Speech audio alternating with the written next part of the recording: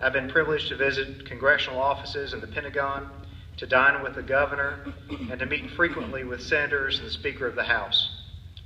None of that means more to me than being here with all of you this evening. See, all those other meetings, that was work. This is absolutely a pleasure. So thank you very much for the invitation. You know, early in life, you all have worked hard and have proven that you are already leaders. Young ladies and gentlemen, congratulations on your achievement. And parents, you should also be congratulated. Thank you for giving your sons and daughters the support that they need to succeed. In my work, I know how important it is to celebrate accomplishments. In the fast-paced, busy world of today, sometimes we just need to pause and look around, to shake a hand and tell someone, good job. So right now, take a moment, look around, enjoy this time, this ceremony. It's the only National Elementary Honor Society induction ceremony that you'll be in. So congratulations, and congratulations to each of you.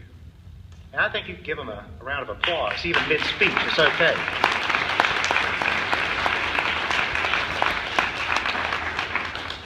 So what now?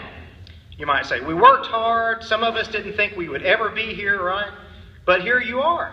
You enjoyed the moment. You got a round of applause. So what's next? Well, I'm really glad you asked that. Because here's the lecture that most people give at ceremonies for students. And it's somewhat mandatory for me to say certain things. So number one, continue to study hard. Stay in school.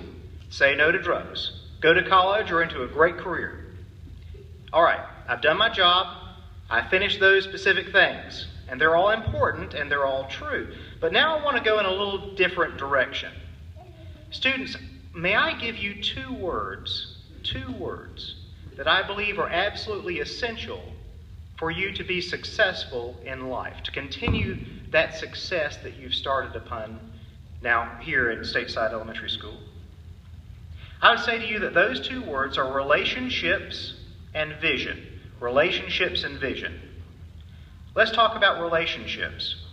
As you go through life, you will find that it's very, very hard to accomplish things alone. Spend time working on your relationships, whether in school, at home, or eventually at work.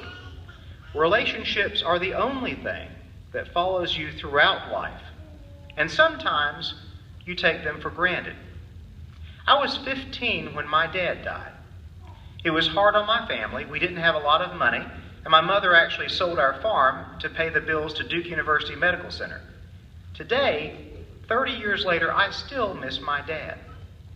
So, young ladies and gentlemen, even though you think that life goes on for a long, long time, be mindful of the fact that relationships sometimes can be fleeting and beyond your control. So, spend time working on your relationships.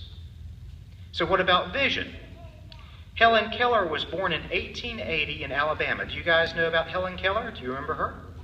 At 19 months old, she contracted a disease which left her both blind and deaf. Can you imagine not being able to see or hear? Yet even with that, Helen Keller learned how to communicate with other people, how to speak, and became the first deaf and blind person to earn a bachelor's degree. Helen Keller then went on to become a great speaker and lecturer, and has been remembered throughout the years as a truly remarkable person. I love one of the quotes that Helen Keller said. I used this recently in a speech that I gave to a lot of people. Helen Keller said, "The only thing worse than being blind is having sight and no vision." Vision, vision. You must have vision. I don't mean being able to see. Vision, where do you want to go? What do you want to become? You're at the start of your journey, with, God willing, many decades of opportunities and decisions before you. Now, sure, some people wander around and they don't have any direction, they don't have any purpose. Where do they want to go? But listen, you guys have brains, right? Right? You're smart. You're here. That proves that you have wonderful potential. And you have support systems and great educators to help you get there. So I challenge you now, all of you, and all of you, and maybe all of you, continue to have a vision. Because, even though I'm talking to some inductees into the National Elementary Honor Society, it doesn't matter how old you are. You still can have a vision and look toward your future regardless of your age. So, students, I have something for you this evening. As you learn things through the years, you might want to change your vision. Don't lock yourself into one direction, but have a direction. I'm presenting each one of you this evening with two things. And I'd like this to go not only to the inductees, but also the current members or any other elementary students that are in the audience. I have you a card and a commemorative pin. Now, I want you to take this card, and not right now, but at some point in time, maybe with the help of your parents or after a lot of thought, and think about what your vision for yourself is. What does your future look like? So the card says, my vision for my future is, and then a big blank.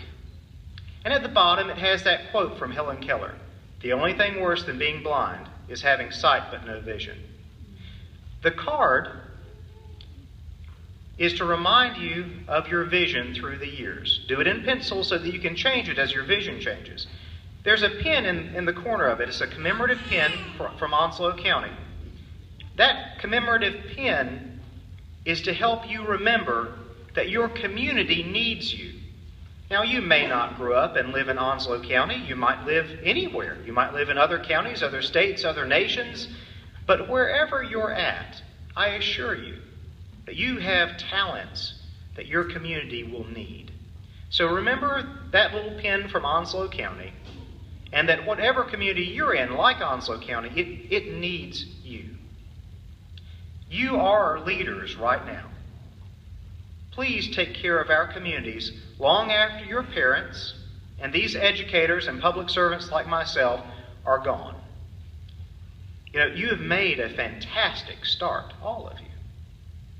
I don't know which one of you could be the next president of the United States, or the doctor that cures cancer, or a principal, or a teacher, or a commanding general.